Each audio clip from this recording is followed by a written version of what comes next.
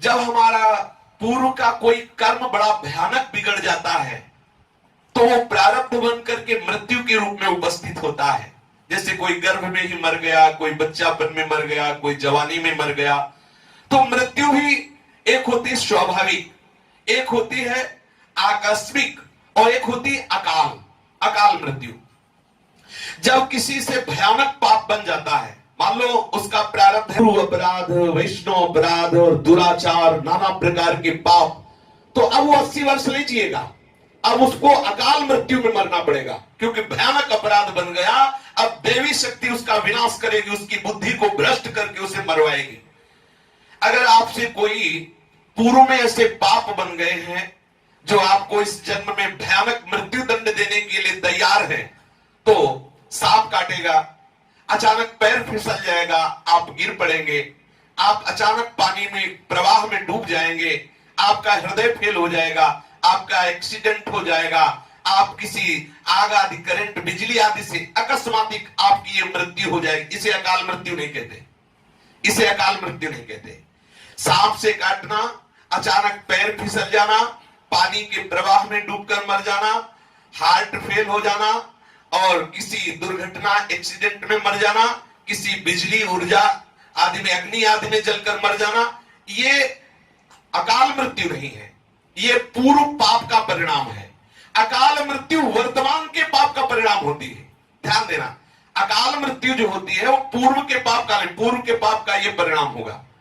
और अकाल मृत्यु होती है कि आपको सुंदर मनुष्य जीवन मिला, आप जानते हैं कि कोई देख नहीं रहा, कोई शासन करने वाला नहीं, हम बहुत बचाव से पाप कर्म कर जाते हैं और बड़े बड़े भयानक पाप कर्म कर रहे हैं, तो फिर आपको अपने हाथ से फांसी लगाना, यह है अकाल मृत्यु।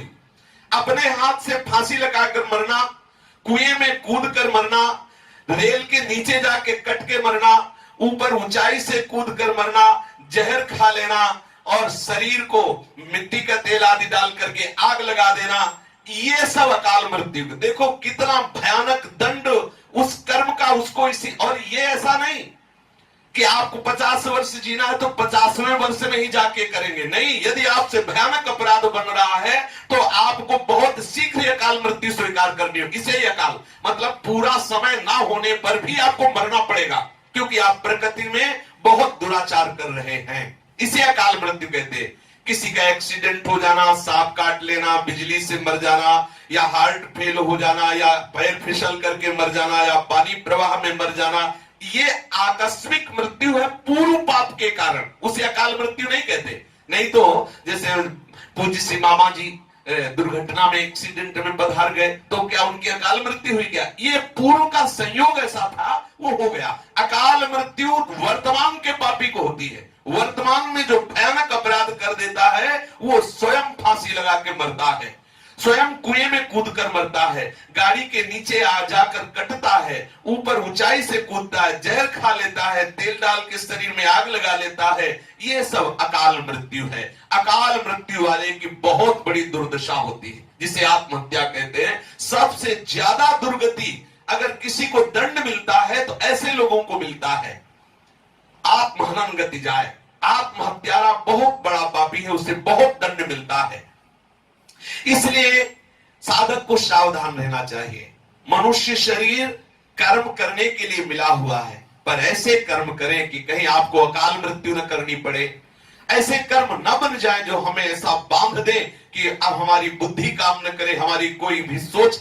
ऐसे ऐसे फसाव वाले कर्म की फांस देते हैं, बस हाय हाय मच जाता है। अब क्या, अब एक ही उपाय, जहर खा लो, दूसरा कोई उपाय नहीं। अब एक ही उपाय है कि आप फांसी लगा लो, दूसरा कोई उपाय। ये कर्म आके उसको घेर लेता है। कर्म बड़ा बलवान है। कई बार देखा जाता है कि कोई आत्महत्या करने की चेष्टा करता है लेकिन वो बच जाता है। उसका कारण होता है कि उसका पाप तो प्रबल हो गया, लेकिन जैसे उसके शरीर से किसी जीव को बेटा रूप में आना है पत्नी के गर्भ से, अब उसका प्रारब्ध उसे बचा लेगा, उसका पुण्य उसको बचा लेगा, क्योंकि उसके शरीर के संयोग से एक पुत्र आना है, अब वो बचा लिया। या कोई पुण्यात्मा पुरुष उसके संबंध में है तो उसका पुण्य उसको बचा लेगा, क्योंकि वो उसकी सेवा में आना है। कभी कभी किसी दूसरे के पुण्य प्रताप से अकाल मृत्यु से बचा जा सकता है। जब तक हमारे कर्मों का पूरा हिसाब नहीं हो जाता तब तक ये कर्म परंपरा हमें बार बार जन्म बार बार मरण देती रहेगी। पूरा हिसाब है भगवत प्राप्ति। संपूर्ण कर्मों को नाश करने में समर्थ है श्री कृष्ण शरणागति। सोच लो, बहुत बहुत भोगना है। स्टॉक लगा, गोदाम कर्मों का। भीष्म जैसे महापुरुष को 6 महीने बाणों की सैया में लेटना पड़ा। सोचो, 2-4 कांटे लगा के लेटो तो कैसा लगेगा। प्रत्येक अंग में सैकड़ों बाण चुभे हुए थे, भूमि का स्पर्श नहीं हो रहा था। ऐसा परम वैष्णवाचार्य, परम ब्रह्मचारी महापुरुष बाणों की सैया में 6 महीने तक। कर्म का हिसाब बड़ा विचित्र है। जरा सा चूक हो गई और श्रवण कुमार का वध हो गया। इसलिए सावधान रहे, किसी भी परिस्थिति में हमारे द्वारा कोई भी कुकर्माचरण ना हो। आया हुआ पूर्व जो कर्म का फल है उसे निरपेक्ष होकर भगवत स्मरण करते हुए भोग लो।